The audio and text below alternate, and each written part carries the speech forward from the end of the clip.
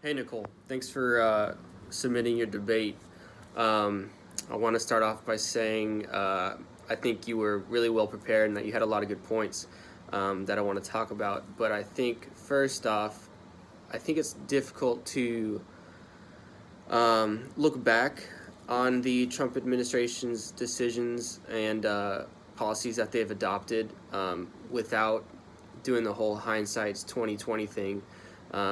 I think we need to remember that back in January, everyone was hearing about this for the first time, and I can't imagine what kind of pressure and importance of Trump's decisions are worldwide. I mean, everything that the U.S. does has a global impact. So um, I'm not sure if him downplaying the virus.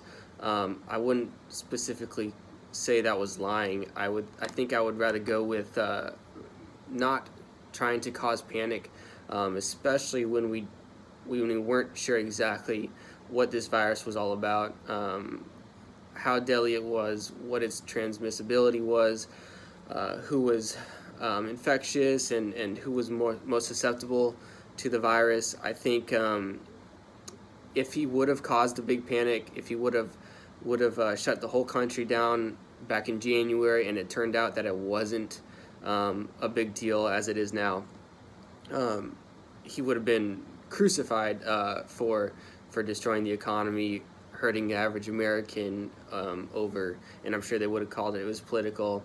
Um, but your other point of having the governors decide and pushing it off on them, I don't think it was more of pushing off on them, but I think it was allowing the governors to make the best decisions that they could for their own states. The United States is a massive landmass, and it's I don't think the same national policy for the entire nation would have been the best way of handling it, because just today and yesterday and a few days ago, it's finally hitting rural states as bad as it was hitting the cities. Like New York was super terrible a few months ago, and middle of Wyoming probably hadn't even seen many cases yet. So I think implementing the same plan across the country would have been detrimental to those places that did stay open and were able to continue functioning normally for a little bit, anyways. Um, I do agree that the CDC and the FDA, the WHO, could use more funding, and I hate to see how politicized um, science has become at this point. Just whether you believe in it or not, I don't get that part of it.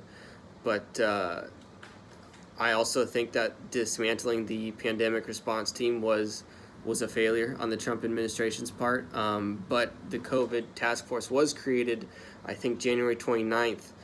So early on in the pandemic, and having them gather as much information as possible. They did have, the Department of Health and Human Services was in on that. Obviously, Dr. Fauci, who we all just adore and love, was in on that. So the creation of that does should play into account, um, and will sway your opinion a little bit on um, how he handled it. Do I think that the Trump administration handled this perfectly? Absolutely not. Especially with all the information we have now. But I think it has been handled pretty well, considering everything that we've gone through, how good the economy was prior to the spread, and and everything like that. So again, thanks for your debate, and I appreciate it.